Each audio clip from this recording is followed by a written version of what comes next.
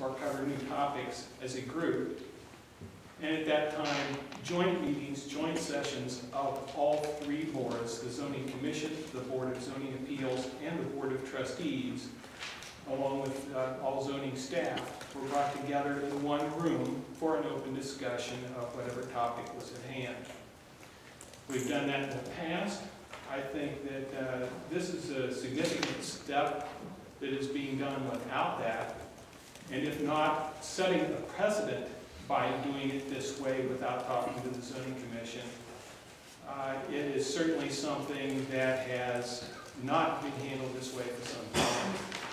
And I don't believe that it's in the best interest to continue further without calling a joint session due to not only this, but other sore points that have been brought to this podium before this board.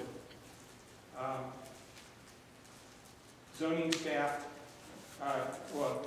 zoning appointees to the boards don't get paid a tremendous amount of money, and it's practically voluntary. The amount of money they get is minimal. They do this for the betterment of the township, and I believe that the proper thing is to consider them in this. I would recommend tabling this action until a joint session can be heard, and the end result may be exactly the same thing. I see the proposed amendment as being more than flexible. It allows you the opportunity to use or abuse what you're doing there, and you can create some flexibility that might help the township. You or future boards could also use it possibly to the detriment of the township. And I'd like to see the possibilities explored, and I think that that's the appropriate thing to do. And gee whiz, it appears that my 3 minutes are up. I'm sorry to have caused the board so much inconvenience on a busy night. Thank you. Anyone else wishing to offer comment? Excuse me. Thank you. I'll just hold up the one when there's 1 minute left, okay. And then when the time's mine, I'll just take that. Thank you. Thank you. David Knapp, 228 Hideaway Court, Powell, Ohio, 43065. I'll be brief. Essentially, I don't understand how a peaks and valleys issue can't be addressed by someone who is part-time and works on an as-needed basis. That makes no sense. As far as monitoring somebody, keeping them under your direct supervision, that makes no sense either, considering the work is right there in front of everybody's face after it's been submitted so that you can make revisions. That's asinine. I'm sorry. I sense a hidden agenda here. This isn't over as far as I'm concerned. I appreciate all the censorship that you decided to throw in there, Mr. Katz. And I think that speaks volumes about what your expectation of this happened to be. Thank you. Any further comment?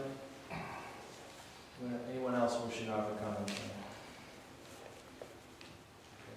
Okay. That sums up public comment, Mr. Chairman. That means it's time for trustee deliberation. Okay. And so, once again, I am going to, Mr. Cassidy, I'm going to ask you for your comments. Comments from the trustees. Mr. Curry, you had further comments. You started off with some comments earlier. Further comments? The only thing I would say that I heard was that there was a possibility of a hidden agenda. All I can say is that I do not have a hidden agenda. I can speak for myself on that part.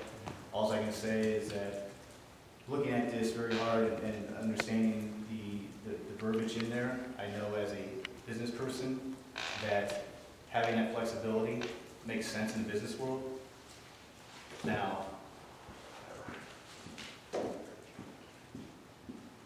understandably, someone might not agree with that, but at the same time, I have to make sure, from the township operations as well as I would in the business operations, that I have that capability if the time is needed.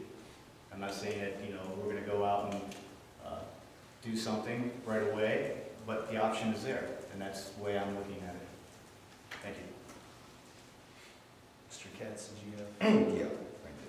I have a few comments. They'll be brief.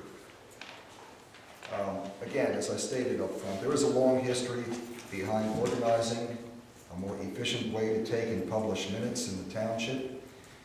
We would like to have more supervision over the current part-time position. And again, this is not about an individual. It is about running an efficient organization and about getting things done in the most timely, cost-efficient manner possible.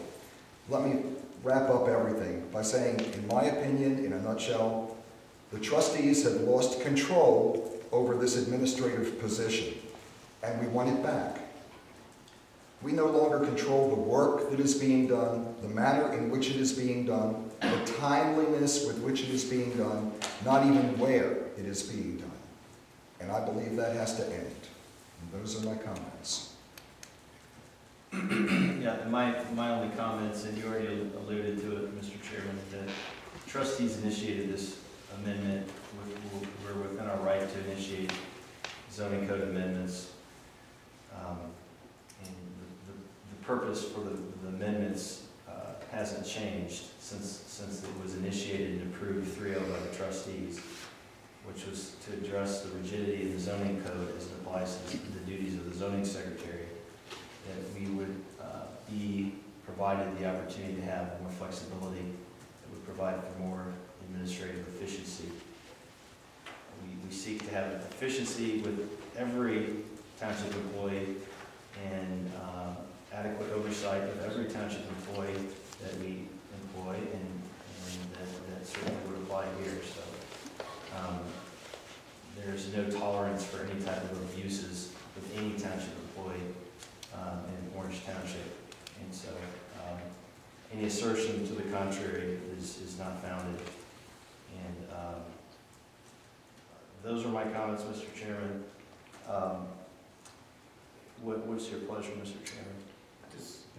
I just want to make one more thing very clear. From my perspective, looking at this, I believe that every position within an operation, township, anywhere, you should have somebody there being able to back you up in the instance that you need it. And you have to have that flexibility and that person there available to do that. If you don't, you can basically have a situation down the road. Okay? This is a common practice in business, it's a common practice, I'm sure the chief has backups. This is a common scenario. So looking at this is how I'm looking at this resolution, that we have to provide that flexibility. Mr. Zoning Liaison, would you like to move a motion? Yes, Mr. Chairman. And as you indicated, the zoning commission voted to deny the amendment, and that is within their right to do so. They're an autonomous board, and as a board we have our authority, which is to accept, deny, or modify. My motion, Mr. Chairman, is to deny the recommendation of the zoning commission to our zoning code initiated amendment to section 26.04. So with that, I'll move the following resolution. Whereas pursuant to revised code section 519.12, the Board of Township Trustees of Orange Township, Delaware County, Ohio, on January 19th, unanimously adopted resolution number 10-31, proposing to amend section 26.04 of the Orange Township zoning resolution. And whereas the Delaware County Regional Planning Commission timely presented its unanimous recommendation of approval regarding such amendment, adopted at its meeting on January 28th, 2010. Whereas the Orange Township Zoning Commission has conducted a public hearing regarding the proposed amendment on March 2nd, 2010, at which hearing the recommendation of the Delaware County Regional Planning Commission was considered. And whereas the Orange Township Zoning Commission, following its public hearing, has submitted its unanimous recommendation recommendation for denial to the board, together with the resolution involved, the text pertaining to the proposed amendment, and the recommendation of the Regional Planning Commission. Now therefore be it resolved that the board